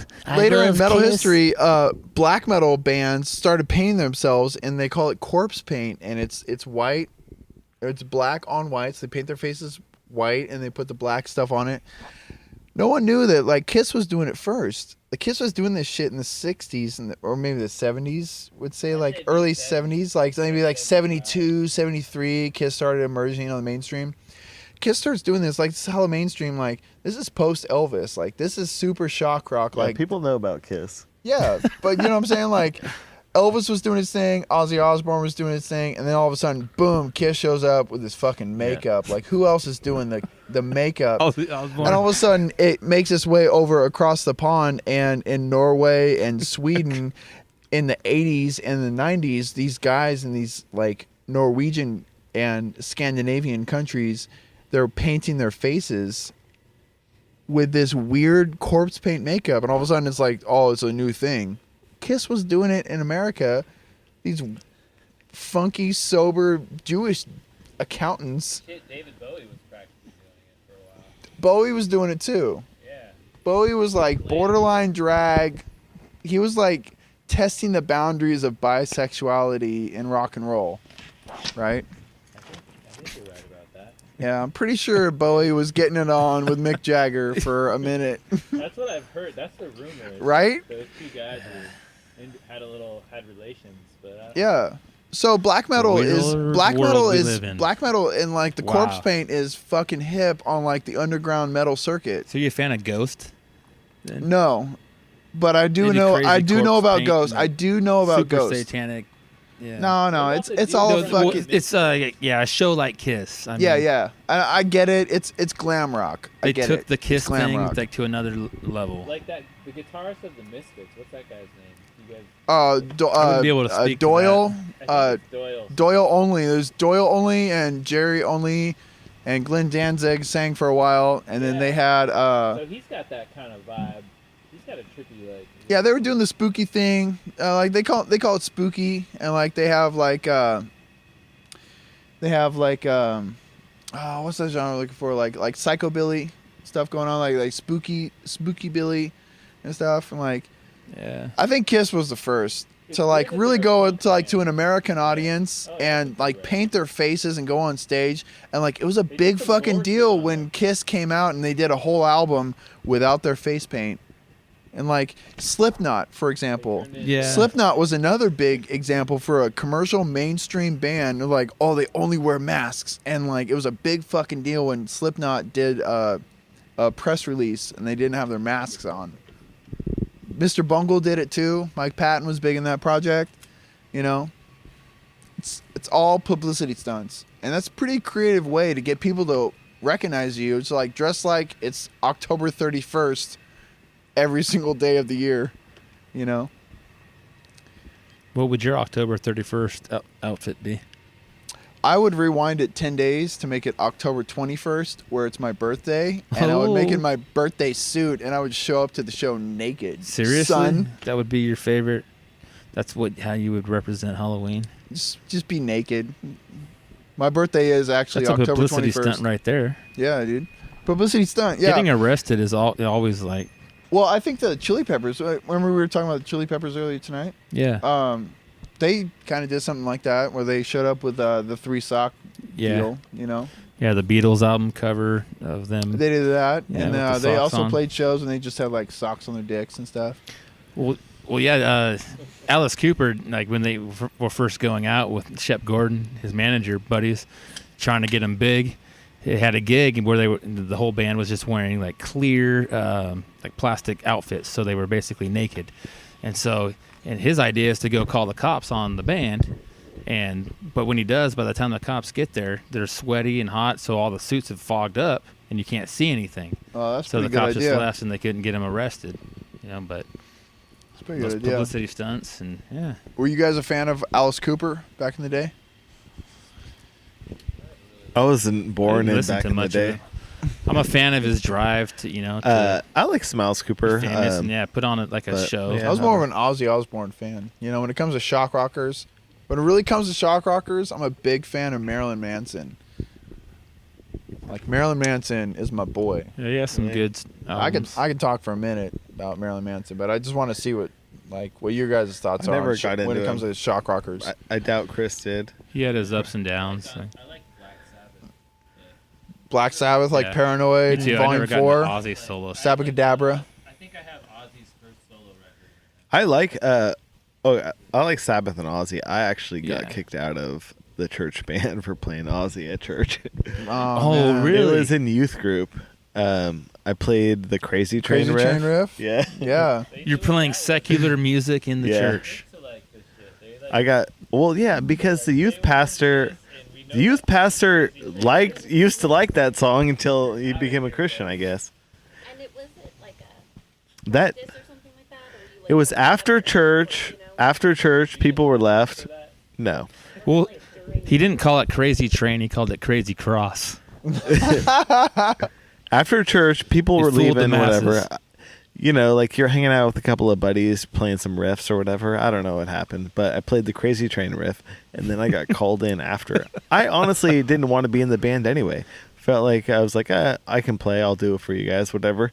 And they kicked me out. It's like, that's cool. I don't need How to do come you explain like yourself, young man? practice at like 1 day a week, and then. Do you remember any of like the material you guys were covering back then?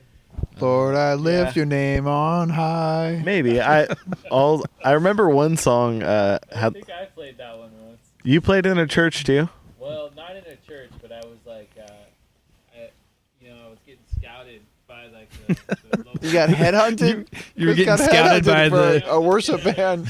That's when you Uh-oh. know you're legit. Where were you at? Where nice they were young scouting boys you? getting scouted by the priest. Okay. Uh-oh. In Chico or? Oh yeah, it was in Chico. It was Young Life. Young I know about Life. Young Life, yeah. Young Money. Oh yeah, dude, those Well, you know, they the were scouted. Yeah, they scouted the shit out of us, dude. the Come on, we're gonna have some. They scouted the shit out of us. the church camp I went to was in Chico, Richardson Springs. You know that place? You're Yeah, so was Donnie funny. Moore there? Yeah. Yeah, I've been there. Yeah. You go to Donnie Moore camp? Yeah, I've been to Donnie Moore camp. Truth is stranger than fiction. Hallelujah. Gman, tell us about Donnie Moore camp. Donnie Moore will, if you have any problem in your life, Donnie Moore, he will put his hands on you, and by the power of God, hallelujah, with the power of the Holy Spirit, he will put his hand on your forehead, and you are delivered. That was the word. You were delivered. You're delivered. Did you notice any? I had positive Donnie Moore effects? pray for me. I fell over. I was collapsed by the power of the Holy Were Spirit. you really already pushed you too hard? I don't know. I don't know. You did but fall down? I fell. Yeah, you what know? happened? What did so you what feel? happened? Yeah, Did you what- squeeze your head? I said, Donnie. Make He's you like, pass out? what do you struggle with, my son? Like, he's a buff ass dude. He's Yeah, hanging out with he Terry breaks Douglas. bricks. Choked you You know, out. like he ripping phone books in He half. rips phone books, breaks bricks. He does it Yeah, all. Wait, hold on. smash a bat. He's like, No. what do you struggle with, son? Like, we're standing in line. Like, I feel like it was kind of like the lunch line when I was in elementary school. Like, to go see the lunch lady. Yeah. What do you struggle with, son? Yeah, he's like, what do you struggle with? And I was like, well, I smoked a cigarette last week. Okay, hold He's on, like, Ryan. Okay, Chris I'll wants tell. to get some background. This guy is a traveling guy who he does feats of strength. He's a breaks motivational bricks, speaker. He bends bars in his teeth. He'll break handcuffs. yeah. What else does he do? He rips By the- phone books. Rip a phone book in half. He'll take a baseball bat. That was a big thing. Smash a baseball bat over his over his knee. And he can roll up a frying pan. And what was the purpose of this? He rolls Why up a- did they're he break feats all of- this they're stuff? called The power feats of of the- strength. Feats of strength. Gotcha. No, that was To make you Seinfeld. believe that he's going It to was heal the, you. by the power of the Holy Spirit. It's all Jesus. No, but this stuff That was wasn't mind over supposed to be- matter stuff. I don't think I think that it was a stuff- gimmick, and no, they but would. that stuff wasn't supposed to be No, God. but That was it just worked. like them It knocked getting buff and G-Man practicing, I on his thought. butt. So his They power. weren't saying though that they broke the bats with Jesus' power. That was like we've worked out and learned how to do this. Gotcha. Yeah. But like, you better believe Yeah, what I'm going to say to you next. That was because like I'm gonna a blow your way. mind. That was like their way of providing a show to get people to come out. I'm going to splinter your Well, mind. they weren't- like but I they weren't splintered being that like Louisville Jesus like, slugger. makes me break these bats hella easy. They weren't ever saying that. Well, they want to get people to come out, but I also want to add that they also passed around the collection plate 1 to 2 times every single event, and they were all about funding. It was like really high production, and they really funded it. We could buy a lot of bats. Yeah. So to bring it back around, this guy is like recruiting you at school, showing you some feats of. No. All right, so the feats and of then, strength. So and then how did he heal you? So we got the so background. so he didn't come to your school, did he? no, it was at Abundant Life. You went to Abundant This is Life. like a I went church, to- I went church to- function. I went to Abundant Life in 2 different episodes of my life. I went there when I was in junior high, and then I left, and then I went back, and I went back voluntarily as an adult, and I actually got really involved in ministry in Abundant Life, and it was an experience like for about 3 years of my life, and I won't get too deep into it because I got a lot to say about it, but there was one time. When I was a teenager, I went there, and Donnie Moore was there, and my sister, she got saved by the power of the Holy Spirit at a Donnie Moore camp, and Donnie Moore was here in Roseville, and over like not too far from like where we're sitting right here, about half a mile away. not but about a half mile away, And so, I had some problems going on in my life when I was, 13 years old. And so my mom took me to this church and, so I checked it out. And Donnie Moore was there, and so I stood in line like a confused 13-year-old. This is like your first time going to church? Or No, I grew up in the church, but I was struggling, with my walk. I was struggling with my walk. I was More smoking. Specifically, I was smoking cigarettes, and I was listening to Nirvana, and I just found Bone Thugs. So I was listening to and Bone Thugs. You were feeling guilty about that? I was feeling guilty. Is that what it was? And you were feeling guilty about the music you liked. I was masturbating on a regular basis, and I needed to understand like what true love waits really means, and WWJD. So they taught me all about true love waits. They taught me all about what would Jesus do. They taught me all about everything. So I stood in line, and meet this fool Donnie Moore. He's hella fucking ripped, and he's like, "What are you struggling with, my young son?" And I'm like, "I don't even know." I was like, "I smoked a cigarette last week, and I jerked off 4 times." You told him that? Yeah, you know what I'm saying? Like, to be honest, he put his hand on my head, and he fucking squeezed my head. Oh, fucking dude. Squeezed my face. No wonder you passed out. You did. He grabs you your just temples did and a makes you pass out. Yeah, Oh I didn't my know what to God. do. Like, I just saw what everyone else was doing. So I was wait, like, did you feel like he? Yeah, he's gonna make you pass out either way. yeah, I could have told him like I ate McDonald's last week. I got the soft taco instead of the crunchy taco. I'm sorry, Lord. Please forgive me. You couldn't think of something more like my faith? Dude, something more vague? Dude, I should have got fucking real. I'd be like, yo, straight up, I decapitated a kitten with some hedge clippers. Like, Did you do that? And I lit a school on fire anonymously. I wonder if anybody's caught him off guard. He probably just doesn't even listen to what you're saying. I don't think he does. I could have said some real shit like a 13-year-old be like, yo, I stabbed a bum to death with a stiletto. Like somebody says something crazy shit like that. Like he doesn't even hear it probably. Like I just think the whole thing. So did he make you pass out then by squeezing your head, or did you feel like a healing moment after grabbed that? me, grabbed my little 13-year-old head and just shook me and just shook me and just mushed me and just threw me down. Oh my God! I will say, look, I'll tell you guys, he prayed for me before, and you know what happens? The power of the Holy Spirit overcame this is what you. happens. No, I stood strong. I didn't get taken down, but he starts pushing on you, and he's kind of getting you out of balance, and you're just like doing like the like a limbo type thing where you're just trying. Your And then parents let that if you beat touch you? we're at youth camp, if you start stepping back, they'll say like, "Don't fight it" or whatever, right? So that's why you're in full limbo mode. You're like, wow, I gotta I'm not falling over, but I'm not supposed to step back either, man. That's some scary shit, dude. That Gman just went down like that is fucking weird, dude. I took it like a bitch. Gman, you never last in a fight, man. No, I wouldn't. It's like the path of least resistance. You can't even handle a preacher, man. But the bottom, check this out. The bottom line is, I think Donnie Moore does a really good job. I stood strong. I've never been taken out by any preacher, man. Man, hey, but check this out. I think Donnie Moore does a good bullshit. job. Few But have when tried. it comes down to I'm a bottom aggravated line over here. Is anybody else like? You guys with me? The Out bottom here? line, Anybody else everyone's out got a here? job to do. Everyone's got to make money. This is what this guy does, and he does a really good job. You And he make makes a money lot off of of fucking passing little money, kids and that out, money dude? comes from the collection plate. Right Wow. there. Boom. He just rips a few like phone books in half. And he gets paid bank, fool. And the pastors, What this is the bank, reason why dude? I left mean, Abundant I can't Life. imagine that being a These career. pastors were riding around in Escalades on Dubs in 2004. You know what I'm saying? I'm like, they're like, hallelujah, Holy Spirit, praise the Lord, put money in the basket, praise the Lord. It was during like the good economy, you know, when people were doing good. I'm like, why The am I preachers putting were doing money good in the too. fucking basket and these fools are riding on Dubs? You know?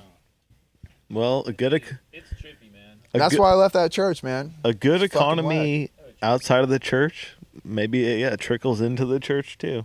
It's bogus, man. Utah, man. Look at the fucking palaces in Salt Lake City, like those fucking. Fucking bogus, man. They have like, they're like castles, man, or like it's just like they have so much money.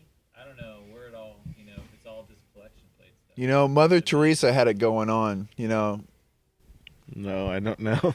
You know what I'm saying? Like, if you're gonna live a life of like religious prosperity, like there's no prosperity.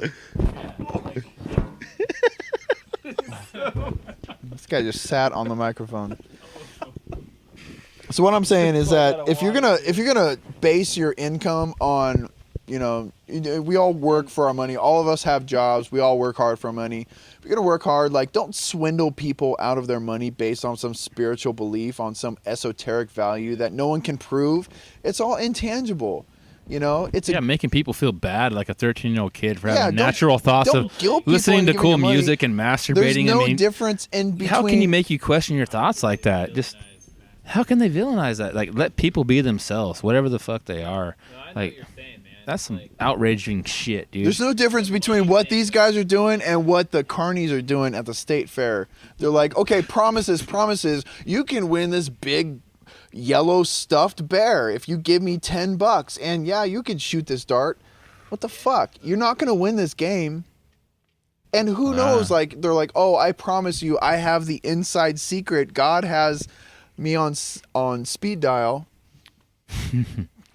Nobody fucking knows where God is. No one even fucking knows if God even exists. Bottom line, why are we trying to swindle people out of money because they have some inside secret on God? That's wrong. That's incorrect. That's heresy. That's what Jesus came to the world to preach against. God.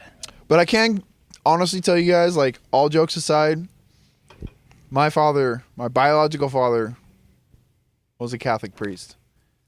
And I did not have anything to do with him for most of my life growing up. I had a little bit of contact with him, but my life is in, like, secrecy because he had an affair with my mom. That's interesting because Catholic priests, like, they can't have an affairs with women. Sex, right? Yeah, they can't. And, like, he had a secret affair with my mom, and he got her pregnant. And here I am. My last name shouldn't even be what it is. Have you met this man? Yeah, I met him before. But you're a secret to his church? He died. Oh. He died 10 years ago. He was like 62 when I was born, but he had an affair with my mom. Is that why you're scared it was of like old people? super like hush hush. Yeah, crazy. Yeah. Yeah. You are a religious man. I am. My father was a man of the cloth. Yeah. My last name shouldn't even be what it is. Like, I actually have a different legal last name because my dad's last name should have been, like, protected, No, I know who he is. Like, I know what his last name is. Like, and I had the option to take his last name. I mean, obviously, I'm not going to say it on record. Did you come here to reveal your true last name? My last name is Oprah Winfrey. No, but for real, like, my biological dad is a Catholic priest, like, straight up. And, like, he's written hella books, and he's ordained in the Vatican, and, like, straight up. And, like, that was something that I struggled with for, like, years, like, all through growing up. And, like I had hella anger problems, and, like, I like all these weird, like, father problems and weird, like, problems with authority. And once I finally became an adult, like, I finally just got over it. And, like, once he died in 2004 or 2005. Once he died, like, I just kind of just let it go, So it was a real struggle in my life and something I had to deal with. And, like, now I'm able to actually talk about it, But I wonder how hardcore that was for him, like, as far as being, like, that's so deeply rooted in, like. That's a good question because my mom has saved a lot of letters that they corresponded with, and they had, like, typewriters and shit. Yeah. And she said that he really struggled with it because he considered leaving the Catholic Church and marrying her, but he couldn't think of, what he would do. That's a trip. Yeah. He probably, like, had so much, like, I don't know, like, just interpersonal struggle. Personal struggles, 'cause, like, yeah. Wow. That's an interesting. What do you pass away from? Just old age. Like, he was 62 when I was born in the 80s. He was 62. How old was your mom? My mom was 42 when I was born, or 41, and he was, like, significantly older than her. Go down, man. And he was like 85 when he died. Like, he just died like old people do. Like in confession, and, like, they just, like, knew each other, or, like, he was. So get this. So he's written like 60 or 70 books. And so This my sounds mom, like one of the most famous priests there is. he was pimping Mac and chilling. So he wrote a book, and this lady who is now my godmother, at the time my mom was just friends with this lady.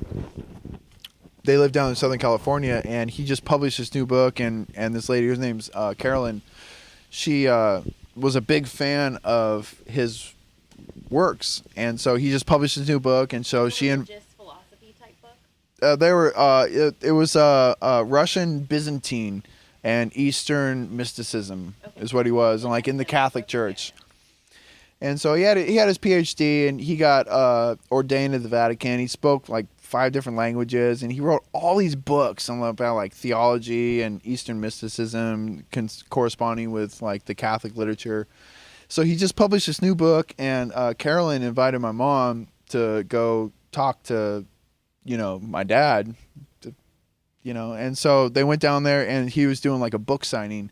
So my mom went down there, and she met my dad, and he got She was married at the time? No, she wasn't married. Not married. My mom was not married. So she met my dad, and he autographed the book, and they took a Polaroid picture of the two of them together, and then she took the Polaroid picture, and she wrote a small poem on the back, and then wrote her phone number, and then she mailed it to him. To a priest? Yeah, to a priest. Like, what a hoe. Like, what kind of hoe does that? And so she just, like, she got the picture. She wrote a small poem on the back about the day I met you, I fell in love, blah, blah, blah. Here's my phone number. And he called her. And then they ended up meeting up. And they had this, like, super secret affair for, like, a year and a half. And then he ended up getting her pregnant, right? He ended up getting her pregnant. God, your mom should be an author now and write books. So he got her pregnant, and she's like, she called him. She's like, hey, I'm pregnant with your baby. Like, ghetto talk. And he's like, I can't have this. He's like, you need to tell everyone that you got raped. And she's like, well, fuck you. It's just, she hung up on him. There's probably a better explanation. So can we choose option B? In Southern California? So that sounds like a Bible story. Yeah, I know, right? So she moved I up was here. raped by an She angel. moved up here to Northern California, and she was pregnant, like single mom. She just moved up here, and she just kind of winged it for like 10 years, and then she met my stepdad, and like we were broke as fuck. Like, she lived on, this was in like in the 80s and the early 90s. She raised me and my sister on $800 a month, and rent was like $450. And so she had to raise 2 kids on that, and like she cleaned people's houses, and she just fucking hustled. So like, I didn't have shit growing up. You know what I'm saying? She met my stepdad, and they've been married for like 20 something years since then. But Yeah, that's kind of like, I can like relate to that, man. crazy stuff. So that's my history. That's I've the never story. told it. I don't tell that That's the story to a lot of background. people, and ironically, I told it on the mic tonight. It is such a good story. to tell. Yeah. That's Yeah. the story of the G-Man. I'm proud of my story, part of and history, Tony, feel man. free to put this on here. I'm not gonna say my dad's name on here or my family's name, but feel free to put this on the podcast. All right, Pretty this much is an an immaculate exclusive. conception. This is where I come from. This the immaculate reception. There you go. We receive you, man. Yeah. Wait, I mean, So that's the story of the Gman, receive. and that's why I got my religious background, and I kind of feel like that's why I have my humble, attitude.